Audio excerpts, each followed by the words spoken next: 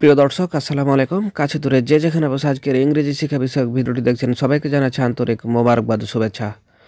তো বরাবরের মতো আজকেও নতুন একটি ক্লাস নিয়ে হাজির হয়েছি। আমরা খুব একটা ইম্পর্টেন্ট বাক্য শিখব।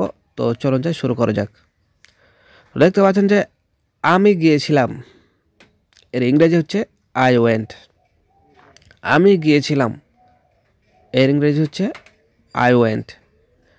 তাহলে এখন যদি আমি মার্কেটে গিয়েছিলাম এটা বলি তাহলে কি হবে?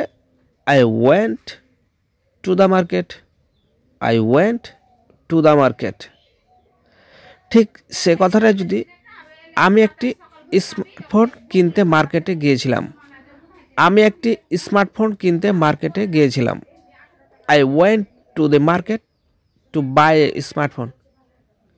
I went to the market to buy a smartphone.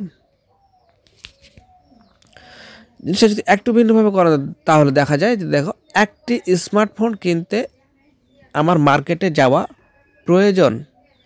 I need to go to the market to buy a smartphone. দেখো এখানে বলা হয়েছে যে একটি স্মার্টফোন কিনতে আমার মার্কেটে যাওয়া প্রয়োজন, তাহলে I need to go to the market to buy a smartphone.